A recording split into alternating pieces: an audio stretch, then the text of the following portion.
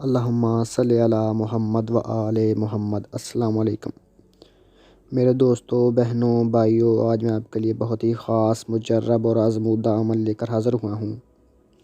دوستوں، یہ عمل خاص طور پر میرے ان بہن بھائیوں کے لیے ہے جو کسی بھی ضروری کام کی غرض سے گھر سے باہر نکلتے ہیں لیکن ناکام لوٹتے ہیں۔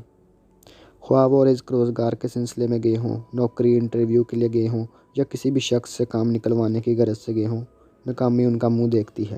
یہ آج کا وظیفہ خاص انہیں میرے بہن بھائیوں کے لیے ہے۔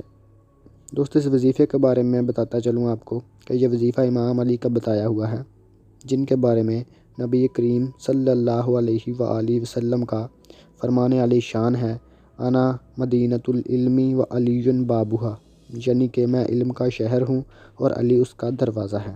اب کسی کو بھی علم کی ضرورت ہے تو وہ علی کے دروازے پر آئے گا۔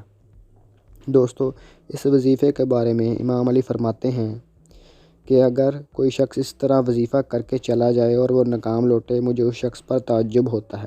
دوستو، بہت ہی آسان وظیفہ ہے، کوئی اس میں کسی قسم کا خرچہ نہیں ہے۔ تو دوستو، میں آپ کو وظیفے کے بارے میں بتاتا چلوں کہ جیسے ہی آپ نے کسی بھی ضروری کام کی غرض سے گھر سے باہر نکلنا ہے تو آپ کسی بھی اجناس کی، چاہے روٹی کھاتے ہوں، گندم کی، چاول کی، مکئی کی، باجرے کی، کسی بھی قسم کی آپ روٹی کھاتے ہوں تو آپ نے ایک لقمہ، یقین مانے آپ نے ایک لقمہ جو ہے نا نمک کے ساتھ حسب ضرورت جس طرح آپ کھا سکتے ہیں، ایک لقمہ آپ نے نمک کے ساتھ کھانا ہے۔ ایک لقمے کھانے کے بعد آپ نے 7 مرتبہ سورۃ نصر کا ورد کرنا ہے۔ یقین مانے دوستو، حضرت علی فرماتے ہیں کہ کوئی شخص اس طرح عمل کر کے گھر سے باہر نکلتا ہے تو مجھے تعجب ہوتا ہے، مجھے یقین نہیں آتا اس شخص پر کہ وہ ناکام کیسے لوٹ آیا۔ اتنا پاورفل وظیفہ ہے، دیکھنے میں اور آپ کو سننے میں تو آسان سا لگ رہا ہوگا، عام سا، لیکن بہت ہی خاص اور مجرب عمل ہے۔ یہ میرا کئی مرتبہ کا آزمودہ ہے۔ اللہ کی طاقت اس کے ساتھ آ جاتی ہے، اللہ کی مدد اس کے ساتھ شامل ہو جاتی ہے۔